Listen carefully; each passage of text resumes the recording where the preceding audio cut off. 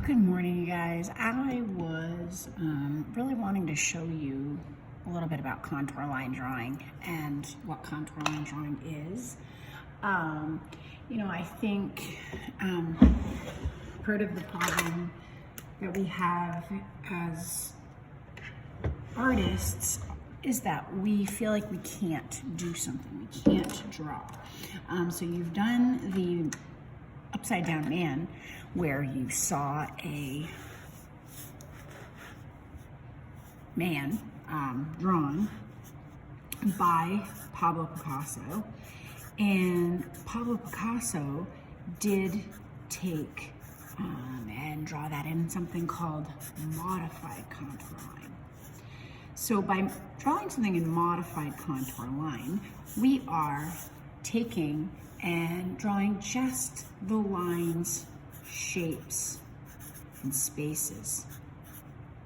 Whoops. And those line shapes and spaces, that's all you are doing when you're drawing, okay? It is that easy. I know it seems very oversimplified, but it really is that easy. I'm gonna draw my thumb in modified contour. I'm gonna show you what that looks like. And I'm gonna draw that one step at a time, and I'm gonna explain to you what I'm doing. Now, I'm trying to get it so you can see what I'm drawing here and what you see here. So I'm gonna start down here, and I'm gonna break this line up by section. So I might look at this as being a section, this as being a section, this is a section, and then I'm looking at all of these separately. By drawing them separately and comparing the line or the length of this edge to the length of this edge and then so forth, I'm going to be able to draw something more accurately proportioned. Proportion, remember, has to do with size, and I also can draw something that is accurate as far as perspective goes. And you'll see that when I get to this part right here. So I'm going to begin. I'm going to make sure you guys can see. I'm going to draw this because it's a diagonal, right? So it's a diagonal here, it's a diagonal here. So it's a here, sorry about that. There is a diagonal in three-dimensional space, and now there's going to be a diagonal on my two-dimensional paper, okay? So I've drawn that line. And as I go, I'm going to notice that the line starts to change direction ever so slightly. And then it starts to another change up ahead. And when I see the change up here, it's a little lump in the line. So I want to draw that lump in the line. That's this right here. And then I'm coming back to my edge, and it doesn't look like much yet. You really have to just be patient. So I've compared the length of this to the length of this to the length of this section. So every time I see a change in the line, I'm kind of constituting that as a separate section of the line. By doing that, I'm a little bit able to keep track of what I'm drawing proportionately. Here, I have a big lump and a big change in direction. Big change in direction is then followed by a couple new shapes that I want to record. Now, when I draw this, okay, this right here is the line that I'm seeing there. And then there's a little lighter line right here that I'm going to draw. That'll give me some more information. If there's a mistake today, I'm going to say go ahead and fix it, or a little adjustment you need to make. Now when I get up here, there's an edge of a shape here that comes up and around. Now this is fun. I have a cool shape on my nail. I don't want a cool shape here because of my nail art. Coming around here. And you can see by building these pieces and parts, build the whole. So I'm gonna kind of make a mark where I see this here, up ahead really, right here.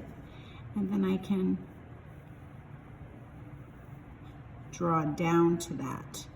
This is a fold in my line a little bit here, and this book comes out a little bit further. So by drawing this line there, I see that. It gives some information. And now I can start to draw the rest. You can see how it goes up, and then it kind of folds in here. And then I have this right here, drawing up like that. So if I'm just thinking of things in terms of lines, shapes, and spaces, I'm going to be able to somewhat draw what I see here. And I'm not worrying about shading or coloring in. Some of the things that I see as lines are because of the value or the shading that I see. The shapes and lines are sometimes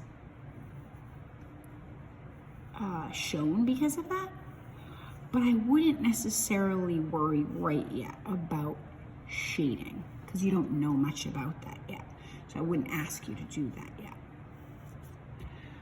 So I've drawn my thumb. Now from my perspective, because this is from above a little bit, I see a little bit more of this shape right here. So it's more like a turned on where I'm sitting. In fact, looking at this a little bit, I'm going to make this a little bit bigger. So what I've done is looked at carefully what it is that I see needs to be improved. And I'm going to not be afraid to make those adjustments. And if it's not perfect, I can still see here that I'm looking carefully. I'm going slowly. It took me 7 minutes to draw my entire, well, a little bit less, but just one thumb. So if I was to draw all 5 fingers, I would probably spend a good significant amount of time on this. So to wrap it up, modified contour line is drawing shapes, lines, or line, right? Shapes and spaces to create your whole. Remember, we are wanting to draw on the right side. If I am drawing from the left, I'm gonna maybe draw something a little bit more of a symbolic thumb instead of drawing what I actually see. Just like when you were drawing the man's hands, you might have found by the time you got down to the hands or the face, you might have been drawing a little bit more of a symbol for those things as opposed to the actual thing that you were seeing, those line shapes and spaces.